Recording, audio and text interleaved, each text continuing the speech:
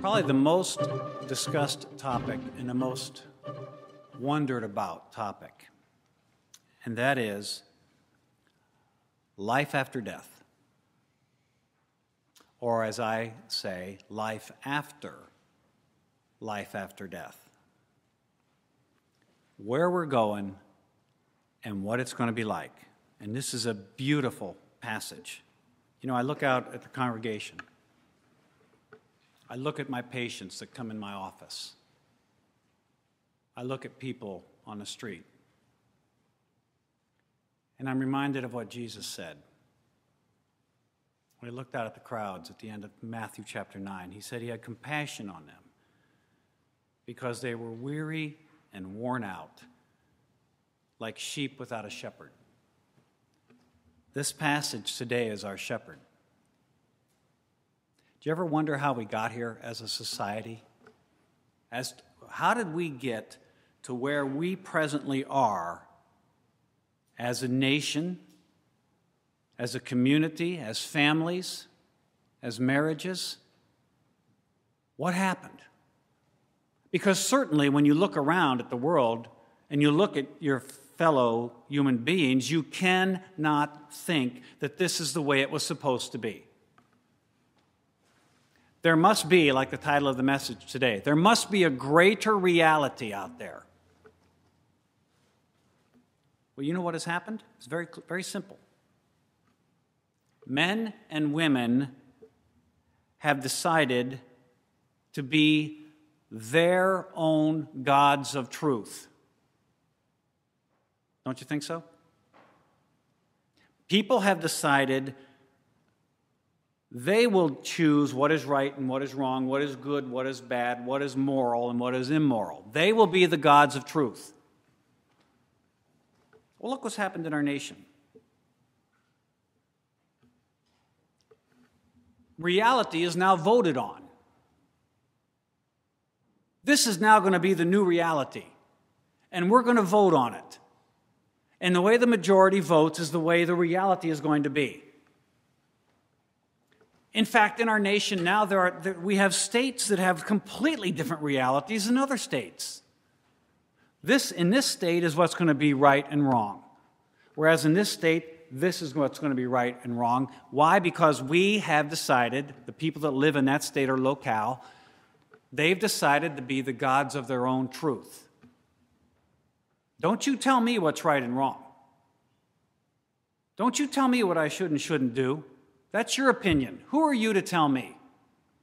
My morality and my reality will be decided by what is best for me.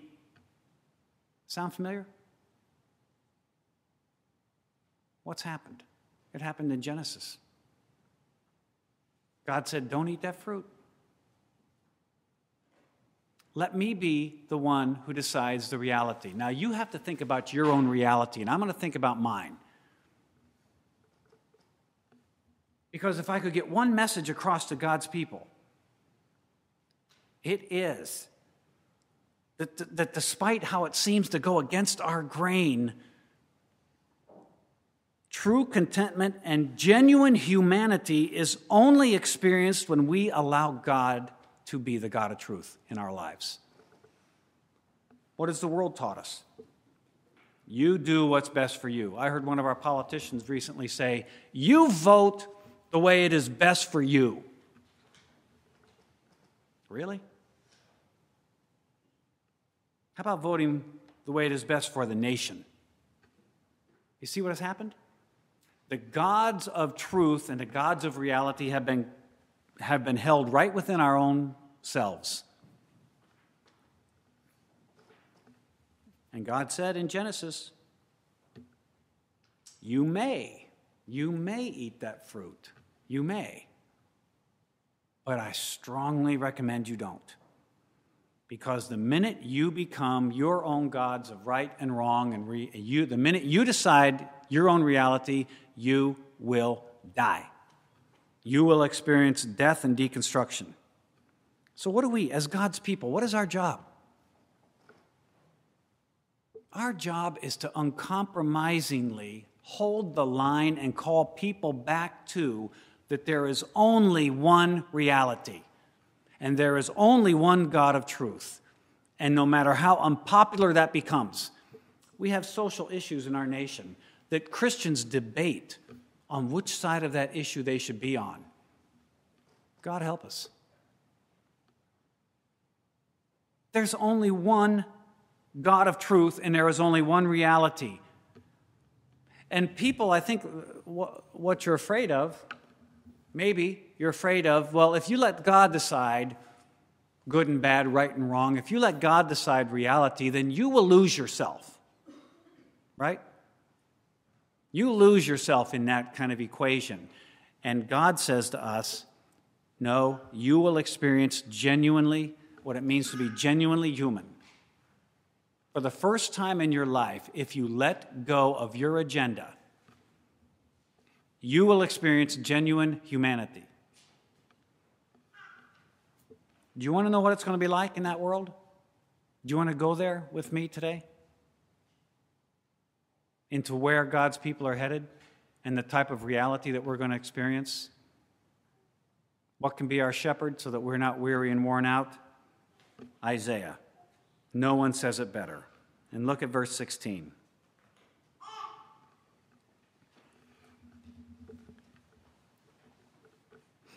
Whoever is blessed in the land will be blessed by the God of truth. What do we derive our blessings from today? Whoever swears in the land will swear by the God of truth. In other words, everything that blesses you and everything that you swear by, what does that mean? You've heard people say, I'm telling you, you should try this. I swear by it. What do they mean?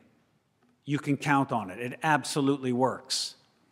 And what Isaiah is saying here is the curse of eating the fruit is going to be reversed, and all reality that we experience in this new world is going to come from God. Everyone who's blessed will say, we're blessed because of God. Everybody who swears in the land will say that it is God. Everything that is our source and everything that is our reference will be who? The God of truth. Isn't that an interesting name for God here? He's the God of truth. We are not. And when that occurs, things are about to take a big change. Now, how can that happen? How can we live in a land where if we're blessed, we say it's God? How can we live in a land where we say all reality and all of my source and all of my reference is God? There's only one thing that has to happen for that to occur. Look what Isaiah says. The reason this will happen, for the former troubles will be forgotten and hidden from my sight. Reconciliation between God and his people. Reconciliation. Have you ever wronged anybody? We've wronged God. We've offended him. What would it be like to wrong somebody and not only to be forgiven by that person, but to have it forgotten by that person? And not only forgotten, look what God does here. It's hidden from his sight.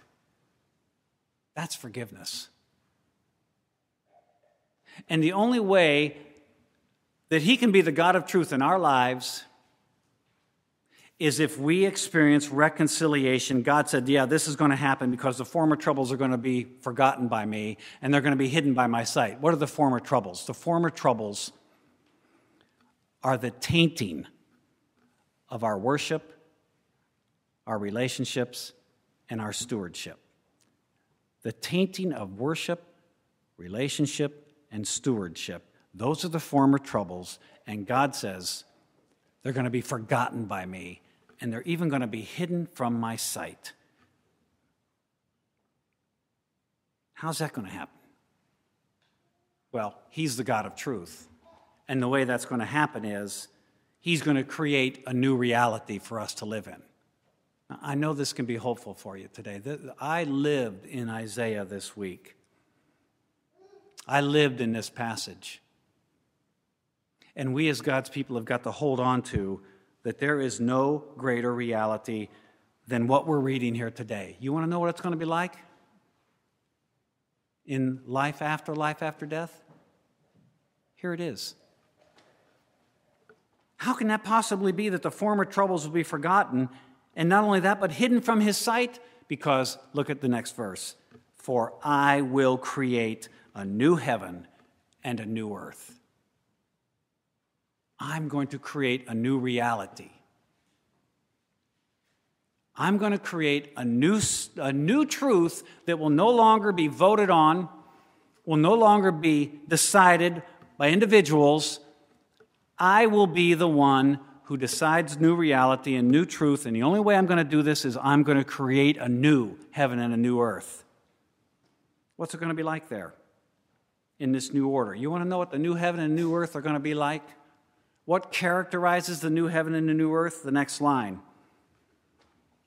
The past events will not be remembered or even come to mind. What would that be like? The past events will not even be remembered. God said He's going to forget it. God said it's going to be hidden from His sight. Now look at us.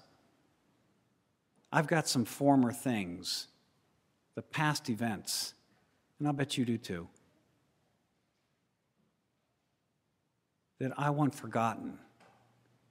I got some past events that I don't want to come to mind. And God says, the way that's going to happen is I'm going to create a new heaven and a new earth. And the reason those past events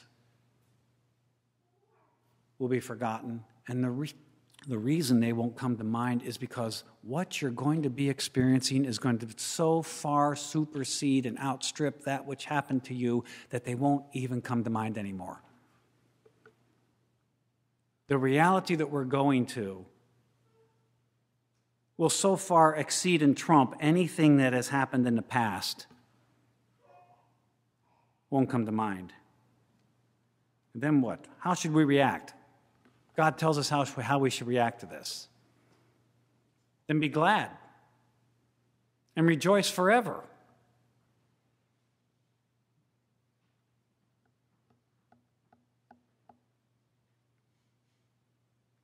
Be glad and rejoice forever in what I am creating. What's He creating? This new heaven and this new earth. What's the hallmark of it? Past events won't be remembered or even come to mind. On God's part, the former troubles between us will be forgotten and hidden from His sight. How are we doing with that? See, God's telling us to be glad and rejoice forever starting today, based on this promise of the new heaven and new earth. Be glad and rejoice forever in what I'm creating. There's an eager expectation there. I wonder if we have an eager expectation for this.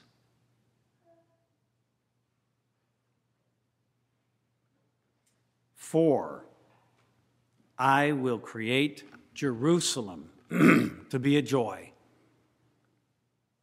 and its people to be a delight.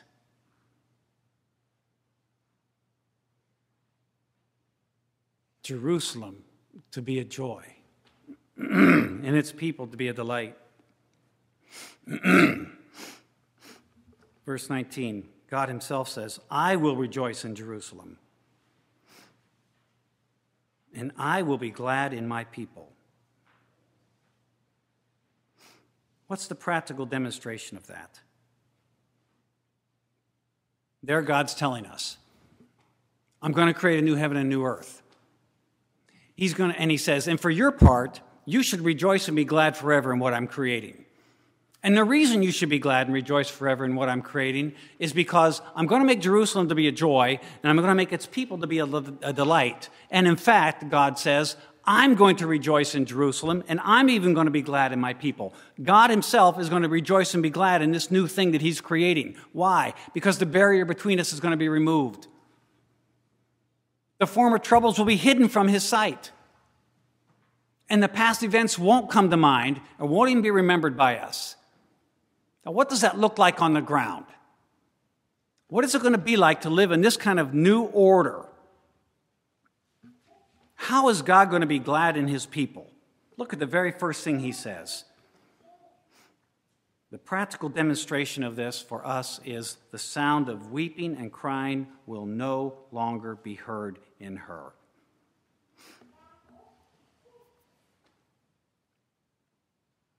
Teresa has a saying. I don't know if she made it up or she heard it somewhere. And Tad and Sarah are about to be parents, and you'll understand this very soon. And that saying is this, and this explains what God is talking about here.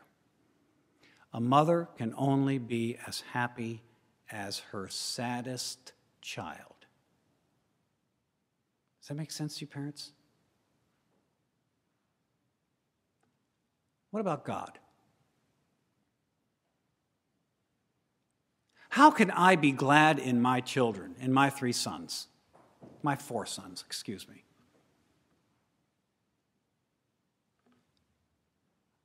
When they were growing up, and one of them had a burden or a problem, and I remember a night, and this was Tommy. He was just a little boy. And something had interfered in his little world. And I remember hearing him crying in his bed. And I remember how that hurt me. And I couldn't be glad in my children if one of them was hurting, if one of them was crying, if one of them was suffering in any way. My happiness and my gladness was was inversely proportional to their sadness. If their sadness and crying is up here, my happiness and my ability to be glad went down. And God says right here, this is an attribute of God that we overlook.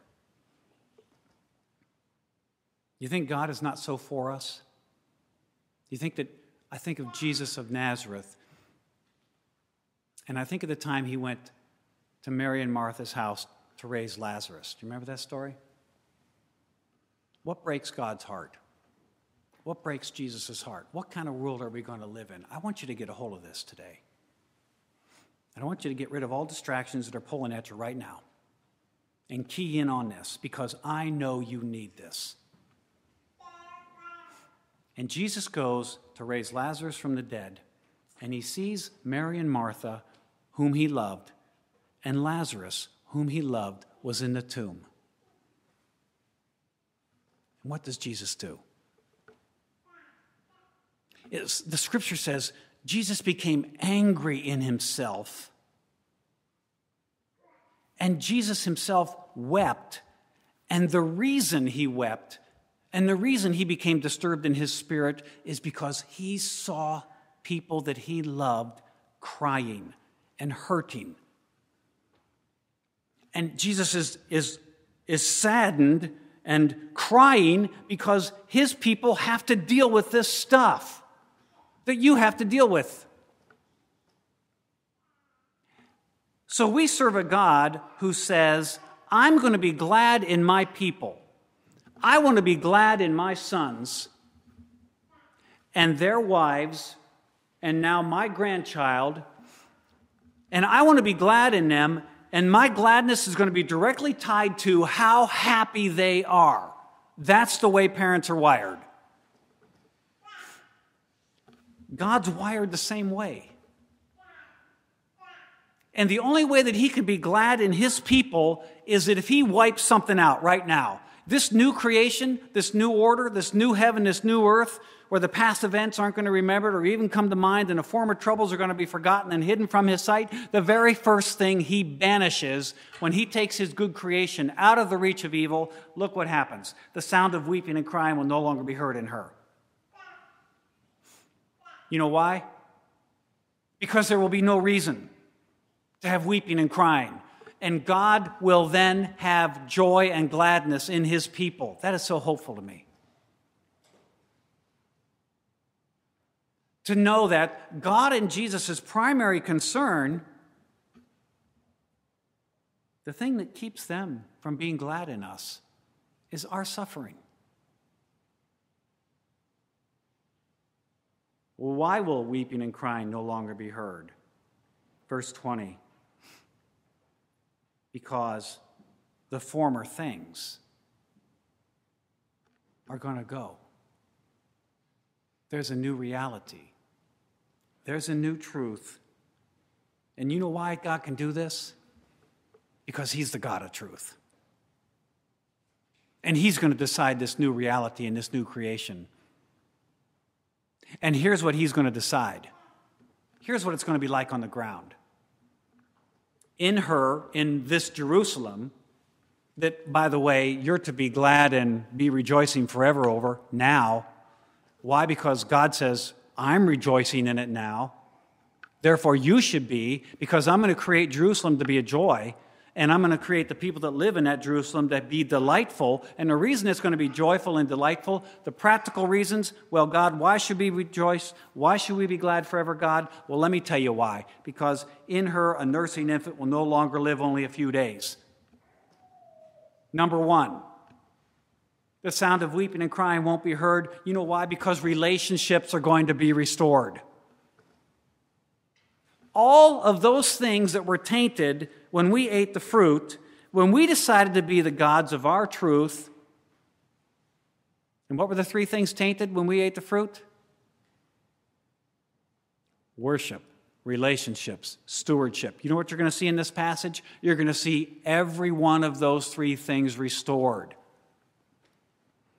The new heaven and new earth is going to be restoration of worship, relationship, and stewardship. Do you have any relationships that are suffering today? Do you have any stewardship that is suffering today? How is your worship going? It's tainted, isn't it? Those are the former events that will not come to mind. Those are the former troubles. That's the reality that the world tries to foist on us. You know what we do? We look at death, decay, entropy, depression, anxiety, worry. We start to look at that as normal. Well, that's just the way it is. That's just life, right? You've heard that. Because that's the reality that the world tries to give us. And God says, no, I'm the God of truth. You aren't, I am, and I'm reestablishing myself as the God of truth, and I'm going to take my good creation out of the reach of evil, and this is the way it's going to be. A nursing infant will no longer live only a few days. Relationships restored. An old man will not, nor will an old man not live out his days. Indeed, if you die at 100 years old, it would be said about you, they died so young. You see that? A youth will die at 100 years. What do we say now if someone lives to be 100? Wow, they really had a long life. And God says, no, that's your reality. My reality is going to be a completely different situation. And the hyperbole here, the metaphor here is, in fact, if someone would die at 100 years old, you'd say, my goodness, they died young. Do you see the different reality that we're going to?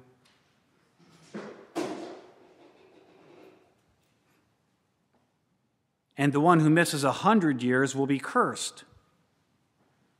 Now, how about your stewardship? You go to work every day? You know, Teresa and I have a saying. I think she heard it somewhere. Maybe you relate to this. Why does everything have to be so hard? I mean, just a simple task that I want to do is so hard sometimes. And it's subject to futility and failure so many times. Not in God's new world, a very physical new world. What's it going to be like for us? Verse 21, People will build houses and live in them. What's that mean? They will plant vineyards and eat their fruit. What did Jesus say? Don't store up treasures on earth, because if you do, it's either going to be destroyed by moths and rust, or somebody else is going to come in and take it away from you. No, he says, you build up treasures in heaven, because what we're seeing here is in this new world, this new order, this new heaven, this new earth, our stewardship will be restored. What we do for our work will last. Stand. It will count, because the old order, verse 22, the way it is now, they will not build houses and others live in them. They will not plant and others eat them. That's what happens now, isn't it? To our work. Doesn't it seem like that?